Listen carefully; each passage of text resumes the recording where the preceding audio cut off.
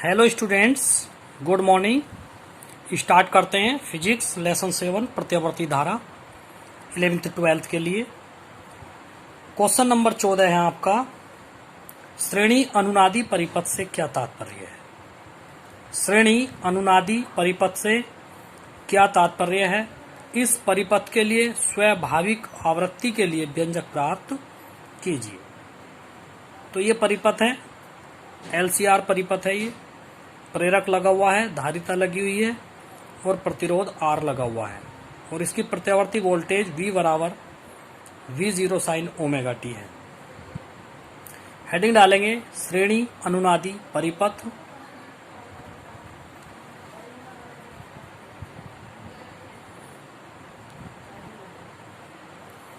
श्रेणी अनुनादी परिपथ वह परिपथ जिसमें आरोपित वोल्टेज की आवृत्ति परिपथ की स्वाभाविक आवृत्ति के बराबर होती है, तो श्रेणी अनुनादी परिपथ कहलाता है। स्वाभाविक आवृत्ति का मतलब यह है, जैसे हम कोई झूला झूलाकर छोड़ देते हैं तो वो झूला अपने आप झूलता रहता है, तो कह सकते हैं कि वो अपनी स्वाभाविक या अपनी इच्छा से दोलन करती है, उसको स्वाभाविक आवृत्ति कहते हैं। ऐसी परिपथ में है जब हम इसे किसी प्रत्यावर्ती धारा स्रोत से जोड़ते हैं तो जोड़ने के पश्चात इसमें धारा अपनी मर्जी से, अपनी स्वयं की इच्छा से चलती रहती है, अपनी स्वाभाविक आवृत्ति से चलती रहती है। तो ऐसे परिपथ को अनुनादी परिपथ कहते हैं। वह परिपथ जिसमें आरोपित वोल्टेज की आवृत्ति परिपथ की स्वाभाविक आवृत्ति के बराबर होती है, श्रेणी अनुनादी परिपथ कहलाता है। इसमें वोल्टेज व धारा समान कला में होते हैं। ठीक, माना C धारिता का एक संधारित्र, L प्रेरकत्व की एक कुंडली तथा R प्रतिरोध R प्रत्यावर्ती स्रोत के श्रेणी क्रम में लगे हुए हैं। अतः परिपथ की प्रतिबाधा, देखिए ये सूत्र प्रतिबाधा का हमने पहले सिद्ध करा दिया था। तो ये जो आवेगी प्रतिबाधा बराबर Z बराबर R square plus XL minus XC का होल स्क्वायर। इसको चेंज करेंगे, Z बराबर R स्क्वायर प्लस XL का ओमेगा L होता है और XC होता है 1 ओमेगा C इसका होल स्क्वायर। ये हमने कल करा दिया था। आगे देखते हैं, यदि प्रत्यावर्ती वोल्टेज तथा परिपथ में बहने वाली धारा I के बीच कलांतर फाई हो तो, यानी कि प्रत्यावर्ती वोल्टेज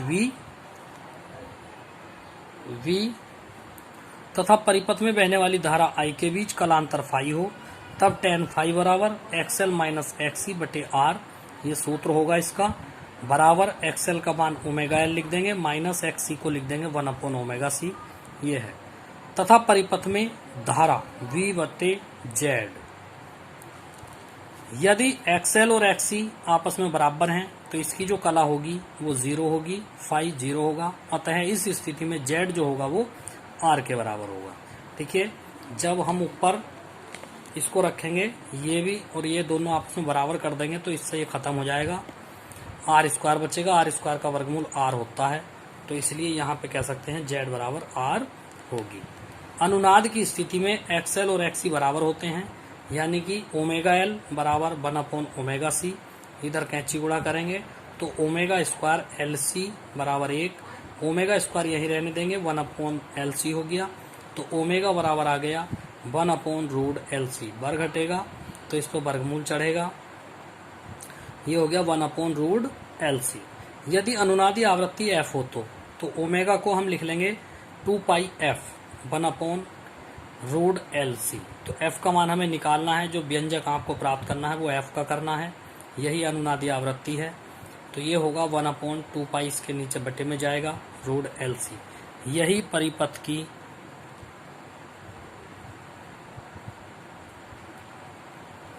अनुनादी आवृत्ति है।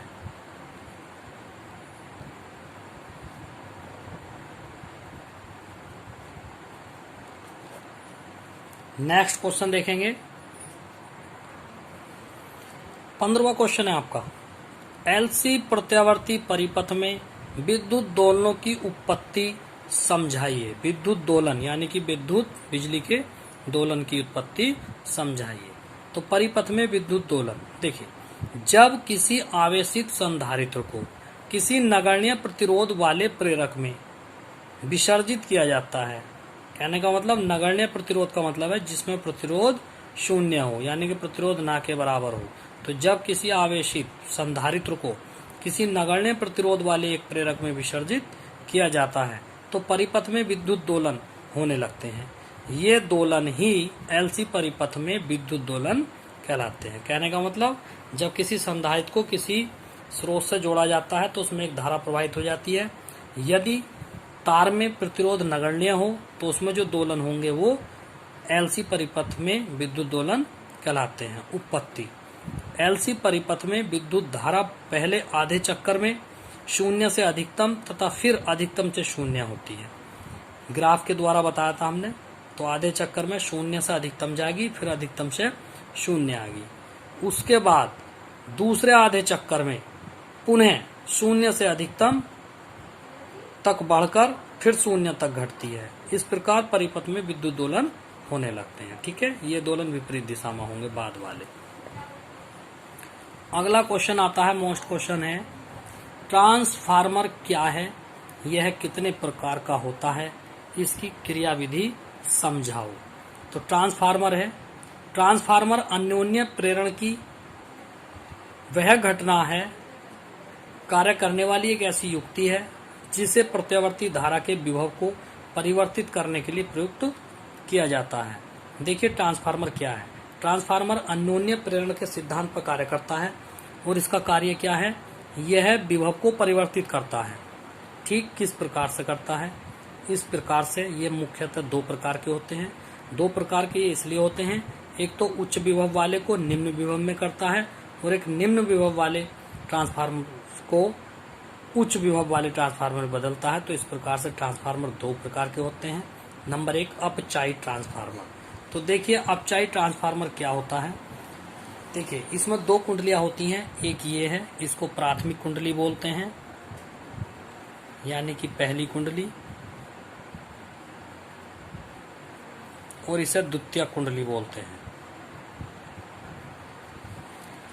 तो इसमें आपको दिखाई दे रहा है कि इस वाली कुंडली में तार के बहुत छोटे छोटे फेरे हैं और इसमें जो है तार के मोटे मोटे फेरे हैं। तो इसमें क्या है, ये अपचायी ट्रांसफार्मर है। इसमें क्या होता है, इसमें तांबे के पतले तारों के फेरे होते हैं जो अधिक संख्या में होते हैं और इसकी दूसरी कुंडली में मोटे तारों के कम फेरे होते हैं। ठीक, और यह क्या करता है, यह ऊंचे विभव वाली निर्बल प्रत्यावर्ती धारा को, यानी कि जो कम धारा होती है, कमजोर धारा होती है, उसे नीचे विभव वाली प्रबल प्रत्यावर्ती धारा में परिवर्तित करता है। यानी कि ये निर्बल प्रत्यावर्ती धारा को प्रबल प्रत्यावर्ती धारा में परिवर्तित करता है। इसमें होता क्या है, इसमें दो कुंडलियां होती हैं। इन कुंडलियों में से एक कुंडली में तांबे के पतले तार के अधिक फेरे होते हैं तथा दूसरी कुंडली में तांबे के मोटे तार के कम फेरे होते हैं। यह क्रमशः प्राथमिक तथा द्वितीयक कुंडली कहलाती है। अब है ऊंचाई ट्रांसफार्मर। ऊंचाई का मतलब जो कम वोल्टेज यानी कि कम विभव वाली प्रबल धारा को ऊंचे विभव वाली निर्बल धारा में परिवर्तित करता है। ये जो है अधिक धारा को कम धारा में बदलता है। इसकी पहली कुंडली में तांबे के मोटे तार के कम फेरे होते हैं तथा दूसरी कुंडली में तांबे के तार के पतले तारों के अधिक फेरे होते हैं। देखिए ऊपर वाले ट्रांसफार्मर में देखें, इसमें यहाँ पे पतले तार हैं और फेरे अधिक है, यहाँ मोटे तार है, फेरे कम है। ऐसी ऊंचाई ट्रांसफार्मर में क्या है, पहली कुंडली में मोटे तारों के कम फेरे हैं और दूसरी कुंडली में पतले तार के अधिक फेरे हैं। बस यही फर्क है इन दोनों में जो है यही अंतर है। ठीक, और ये ट्रांसफार्मर क्या होते हैं, जैसे को गांव में ट्रांसफार्मर लगे वो होते हैं, 11,000 वोल्टेज को लेते हैं और 240 या 250 वोल्टेज का करंट बाहर निकालते हैं। तो ये ऊंचाई ट्रांसफार्मर होते हैं। जो गांव वगैरह में लगे हुए होते हैं ये ऊंचाई ट्रांसफार्मर होते हैं और जो बिजली घरों में लगे हुए होते हैं ये अपचाई ट्रांसफार्मर होते हैं। ठीक है, तो प्यारे बच्चों आज के लिए इतना ही काफ़ी है, बाकी कल पढ़ाएंगे। तो हमारी वीडियो लाइक करना, शेयर करना, सब्सक्राइब जरूर करना। सभी बच्चे पढ़ना है। ठीक है, थैंक यू।